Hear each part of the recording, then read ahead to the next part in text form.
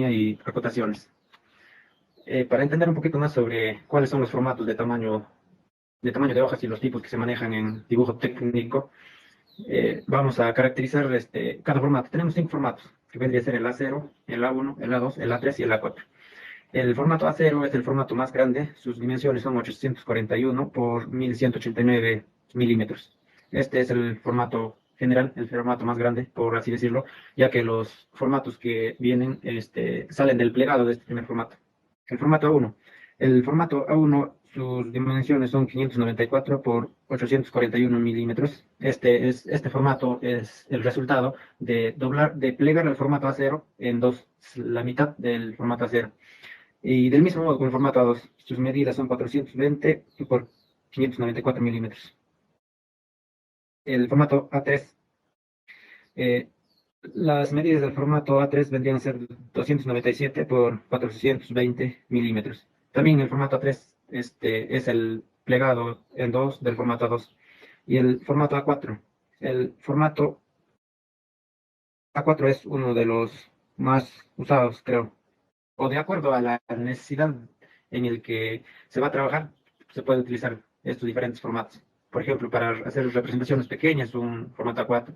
Para hacer representaciones de obras de gran dimensión, se necesitaría el formato A1.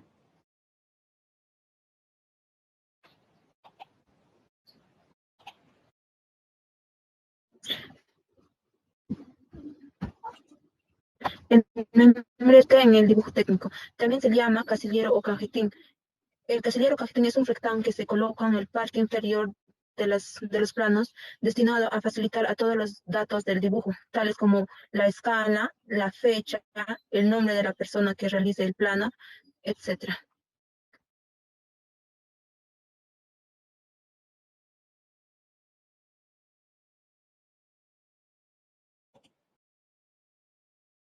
Diferentes tipos de dibujo, de líneas en el dibujo de ingeniería. Ya, como sabemos, existen diferentes tipos de líneas en el dibujo, al cual estos se utilizan con un propósito de proporcionar información específica a los que, por ejemplo, diseñan, fabrican o a los que hacen planos arquitectónicos. Se puede decir que es un tipo de lenguaje técnico entre los que hacen planos y es por eso que están normalizadas y debemos saberlos interpretar. Por ejemplo, acá tenemos una línea gruesa continua que es se puede decir que es la línea principal, ya que es la línea que utilizamos para hacer el dibujo o el plano. Como dice que es una línea, en los bordes del dibujo principal, hecho a lápiz más suave. ¿Qué quiere decir esto? Que tenemos que utilizar un lápiz que resalte más, ¿no? B, líneas delgadas continuas. Esta línea es utilizada básicamente para dimensiones, secciones, proyecciones, líneas guías, entre otros, ¿no? Se debe utilizar un lápiz más duro como el lápiz 2H. ¿A qué se refiere con lápiz más duro? Entonces, y nos quiere decir que vamos a utilizar un lápiz que o sea, no pinta o no resalte mucho, ¿no? Ya, tercero, o C, línea continua delgada a mano alzada. Esta línea se utiliza para mostrar límites breves o irregularidades.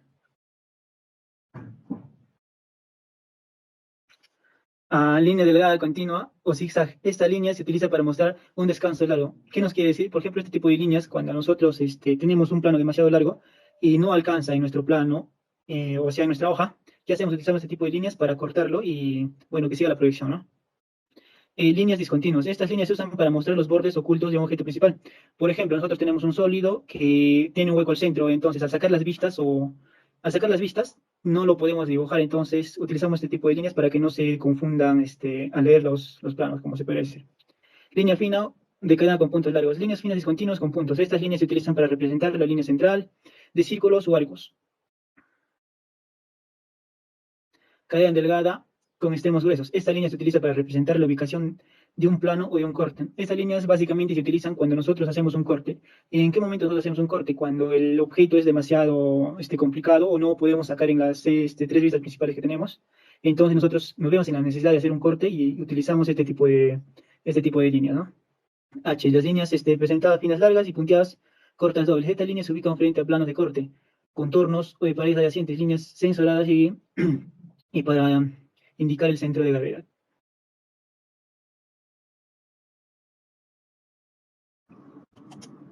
¿Qué es una acotación y tipos de acotaciones?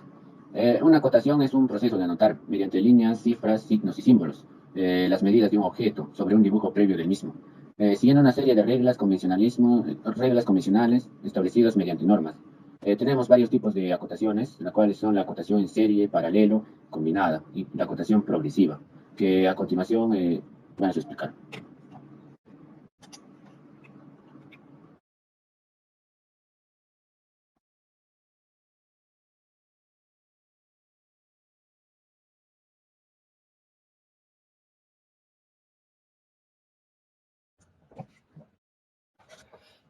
Continuando con la exposición.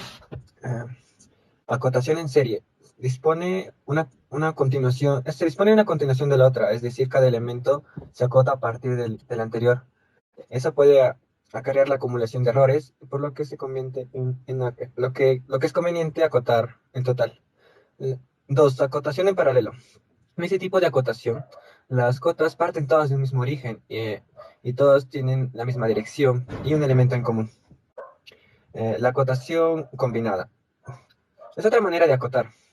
En los sistemas antes vistos, tenemos la acotación combinada. Es el resultado de la mezcla de la acotación en paralelo y de la acotación en serie. La 4. Acotación progresiva. Se trata, evidentemente, de un sistema derivado de acotaciones en paralelo. Conclusiones. Las acotaciones nos sirven para representar dimensiones y otras características de un plano o un objeto en el dibujo técnico. Como ya vimos en toda la exposición, las acotaciones nos sirven para explicar detalles en un plano.